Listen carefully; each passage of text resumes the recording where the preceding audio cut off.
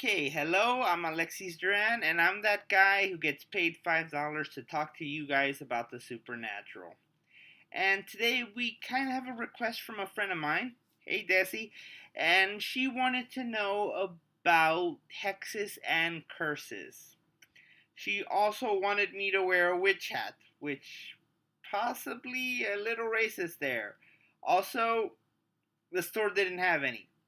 I literally went to a store earlier today looking for a witch hat. They said they'll probably have it in a week or so for Halloween. So, no hat. What are you going to do? Yeah.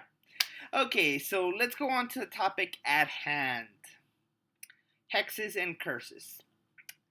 Now, there's a lot of little differentiation things between spells and curses, and each individual curse usually has something else to do. Anyway, let's start at the very basic.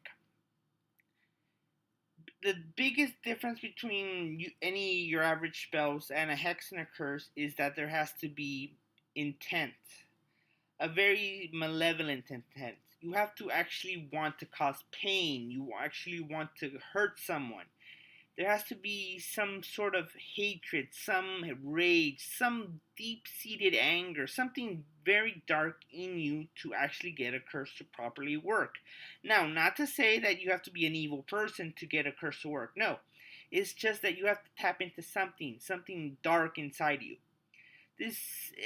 Let me put it this way. An innocent child will not be able to use a curse if they don't have any true anger, any true negative emotions to derive this negativity from. They won't be able to use a curse even if they perform everything else perfectly. And in fact, odds are you who are watching this video probably have that negativity in them. And not to say you're a bad person, not to say you're a negative person. It's just you probably found yourself in some point in your life to be angry, to really be angry, to have that rage, to have that anger, to have that fear, to lash out if you wanted to. It's just a natural thing that happens throughout our lives. Once you get to a certain point, you experience more events, and something like this is going to bring out something negative in you. That's what the hexes and curses tap into, that negativity, to lash out at someone. Yeah, magic's very tied into emotions and the metaphysical, so yeah, it's kind of natural it has to get that source from something. Unless you want to make a deal with some sort of dark entity, which I think I've already said don't do, and honestly, yeah, it just like seems more complicated. All right, hexes, curses usually need some sort of connection to the target. A very simple one would be eye contact. If you see the person, you perform the thing, you say the right words, those right incantations, you can inflict that damage towards them. That's pretty basic, but there are other ways. Usually, it gets a little creepy here. Blood, some sort of tissue sample, hair, something to focus, something to target on to the person you want to hurt. So, yeah, obviously, it gets a little creepy if you stop and think about it. All right, so I think you got the basics there. The way to there are counter spells, counter curses, and everything, but there's nothing really in general. Most of this depends on knowing what spell is being used, and obviously, if it's a killing curse or something like that, you really don't have that much time to counter it. I would say just try to get along with everyone, but we both know that's not going to happen. So there are defensive shields, wards, spells, just things you can engrave on your body, on your clothes that will negate some of the worst effects of curses. A lot of influences, curses that affect the mind and the body can be overcome with enough strong will. This really helps if you have your own magic to force against the spell that's coming at you. But a strong will, a strong heart, a strong soul can actually counter some of the effects. Obviously, if your leg snaps off, it doesn't matter how strong the will you have, it is not going to reattach that foot. Alright, Some say a bit of superstitious thing is that if you get a bit of salt, that will counter it. It can work in small cases, but the harder and more powerful the curse is, the less effective such measures are going to have. The best I can say is be careful. Some of the longer, slower, and minor curses will affect you long term. They won't kill you, they won't harm you, they'll just make you a bit miserable. There are various rituals and spells to break that. I'm not going into all the details about it, but I know there's a spell that's pretty easy to use. You just need a pot, some water, a white candle, and a full moon. Yeah, literally, that's pretty much it. The full moon's pretty much the hardest part about that one. It's a pretty simple spell, really. I guess a ritual. Anyway, um, there is one more thing I want to go over about hexes and curses. There are, if it was a bit touched upon in Harry Potter books, but there is something called a taboo or unforgivable curses. If you want to go back to Harry Potter, there are certain spells and dark hexes and rituals that are called unforgivable because they are pretty heinous. And it's okay. The thing, good bit of thing is the intent again. Let's say you use magic to create a fireball.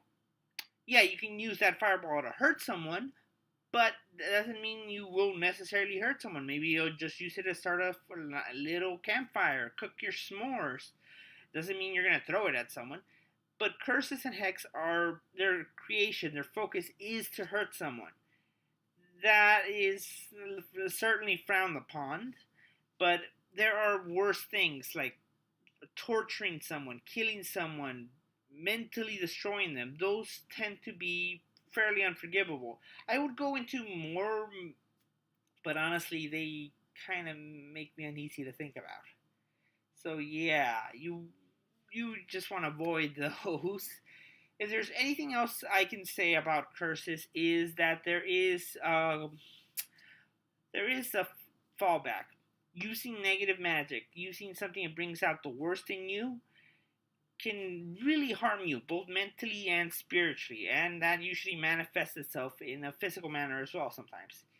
Using lashing out, letting all that negativity out will mess you up. And then there is the rule of three. I honestly can't say it's a surefire thing. That's your own belief in karma and the forces of the universe. But the general rule of three is any damage, any violence you inflict into the world will come back at you threefold. So, especially when it comes to things like magic. So, if somebody uses a curse, the basic idea is it's going to come back at them threefold. It's going to be 3 times as bad as they shot out. So, if you kill someone, yeah, the thing is, you're going to suffer 3 times as much as they did. Can't say it's a guarantee. It's like, it's what you believe. If there's a heaven, if there's a hell, if you believe that, maybe this is true for you too. I'm not going to question people's beliefs. Alright, yeah, I think I covered the basic details there. Just be careful. There are rituals for the slower acting ones, so look those up. And just try not to piss anyone off enough that they try to kill you or maim you with magic. And yeah, just avoid the dark stuff. I think that's fairly obvious there. Right? Yeah, I wish I could give you more advice than just try to avoid it, and I'm sure I will get to those at one point, but yeah, don't. Alright, so yeah, like, subscribe, comment below, and if you have something that you want me to talk about, some sort of supernatural entity, monster, creature, thingy-majiggy, comment below and maybe I'll get to it. So I think that's it for today. I gotta collect my money from the other guy, and yeah, peace.